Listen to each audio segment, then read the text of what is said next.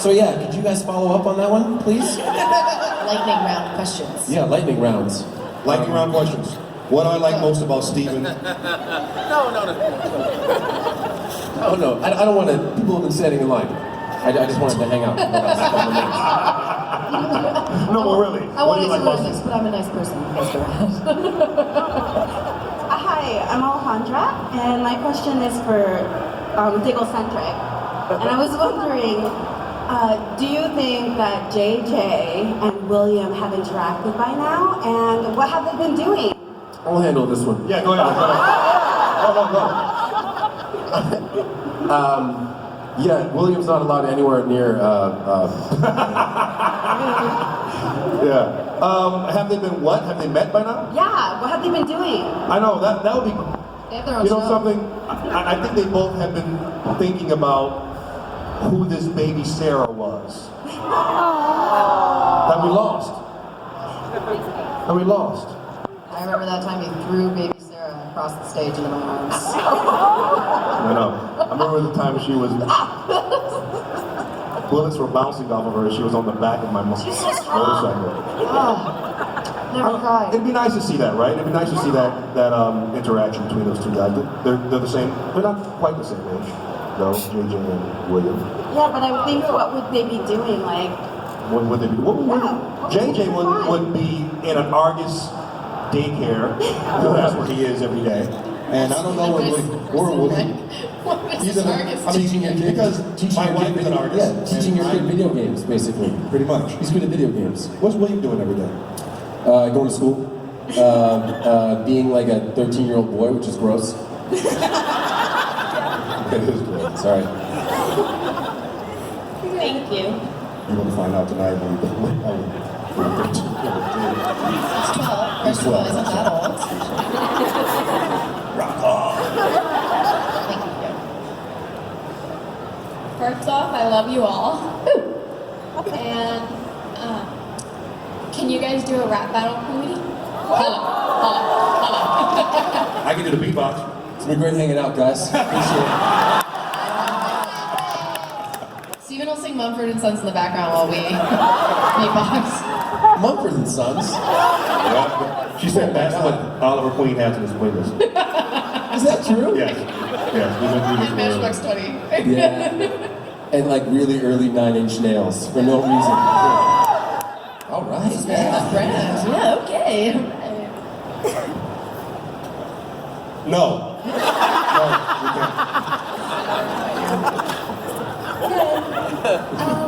My question is for Emily.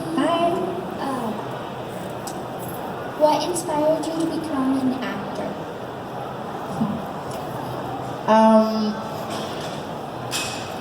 I played a lot of dress up as a kid. It sounds like a joke, it's not. A lot of dress up.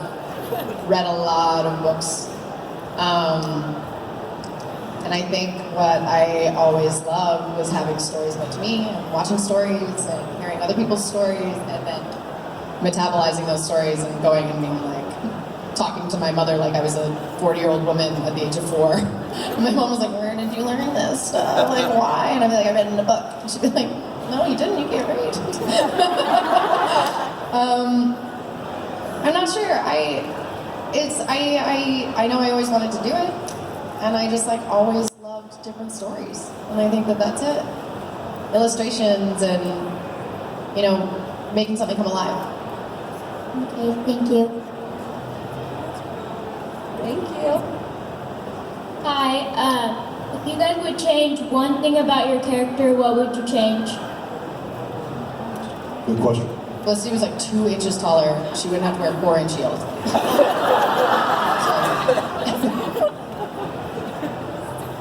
Don't get on the boat. You stupid idiot. With your girlfriend's sister. Dumb. That's as close as you'll get to a rap battle, by the way. Like I said, Mumford & Sons version of a rap battle.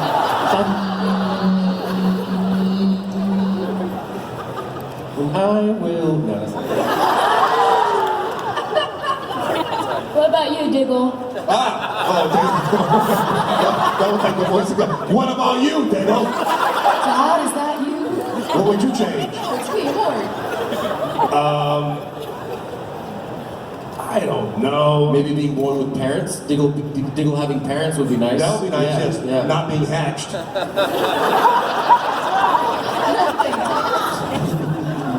we need to throw the icon out? Yes. Yes, not being hatched. Does anyone have that picture Funniest, available? quickest thing ever. Yeah, that's it. Thank you. Yes, that's actually my answer. No, I have a question though. Knowing what you know now, knowing what Diggle knows now, Yeah. Moira Queen calls you up and says, I want you to come and be a bodyguard for my son. Do you say yes or do you say no? I, without a doubt, without flinching, say yes. No, that's right. Yeah. Without flinching. No one needs John Diggle more than Oliver Queen. No objections here. Hey guys, so thank you for what you do. I'm a mom of 5 amazing teenagers, and the show is definitely something that brings us together. So my question is just, who's the biggest prankster out of everybody on the cast, and what do you guys think like the best prank has been? I don't know what the best prank has been, but we celebrated a milestone recently. I made David laugh by making a fart noise with my mouth for the 100,000th time. This is true. We didn't even know someone was keeping track, but they were. And, you know, we were on set and we did rehearsal, and as I was walking, I went like that, and he laughed, and then like a banner dropped from the ceiling and confetti fired off, and they brought in a giant cake and dancers, and It's amazing we get anything done when we have to drop a banner 6 times a day. Yes. It is amazing to get anything done. The confetti cleanup is just...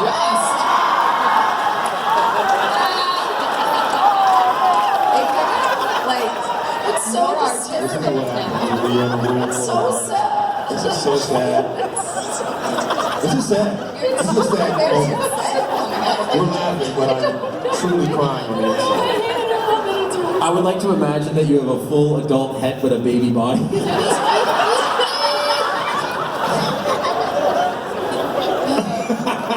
I would like the animation of the arms just like popping out. I feel like that's the next step. I want to see Diggle with the baby body come out. And not work Little on this. legs like... Well, thank you guys.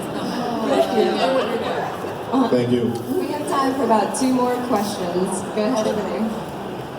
What is your favorite place that you have ever been? Favorite place you've ever been? Right on this stage. I win. I'm gonna No, leave. you do win.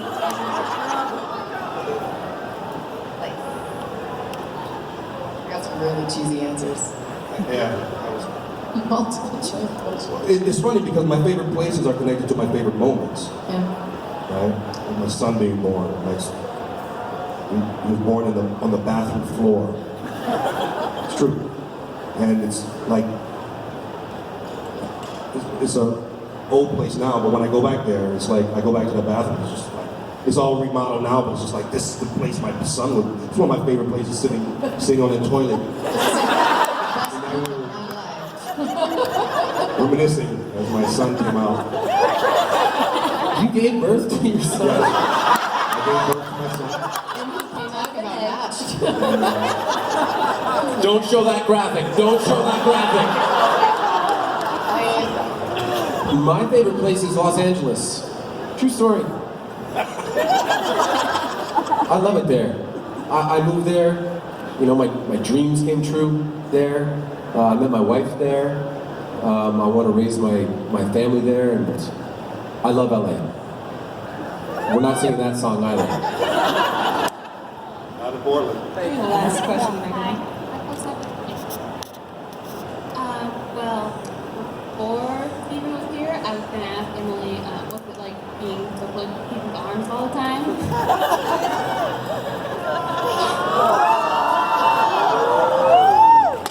question? What was your question?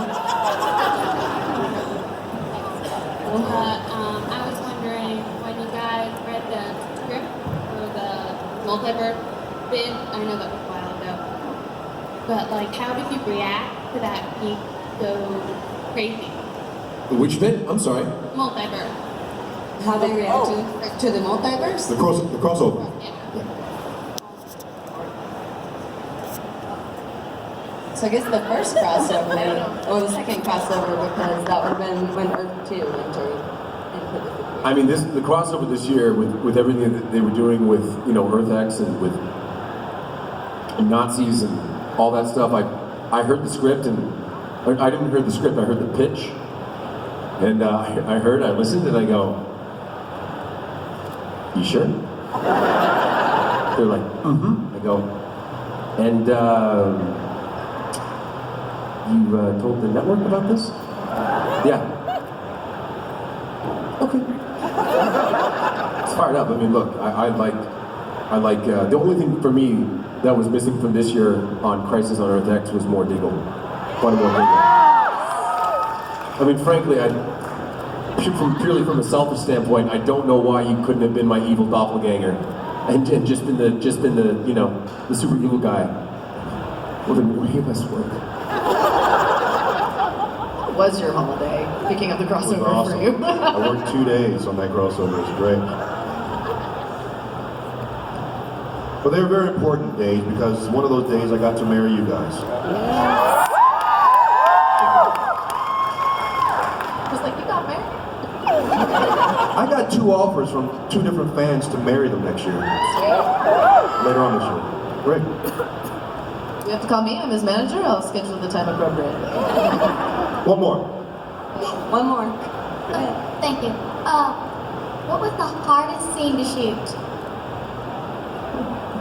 Go back to crossovers. What's the hardest scene to shoot? You mean like the history of the show? Sure. Let's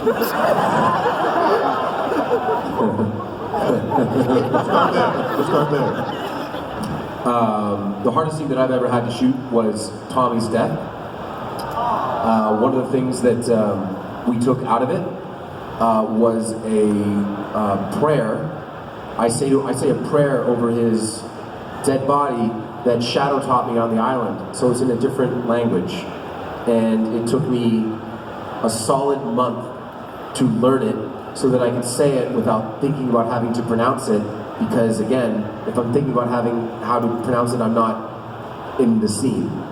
So they cut it, and Still really good. I'm over it. I'm over it.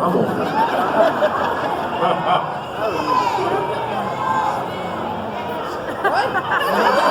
I want to hear it now. Oh, I can't remember it. It's in Mandarin. Go get the deleted scene and you can see it. Oh my God, it was impossible. Because Mandarin's like a very, very, very difficult language. And if you move just a little bit, just even the way you enunciate a word or the way you inflect on it, it goes from like, I'll miss you forever to you smell like hot dogs. Anyway. Which is kind of the same thing. Mr. Sweet Hot Dog smell forever. All right, guys, it's that time. Let's give it up for Dave. Thank you, everybody.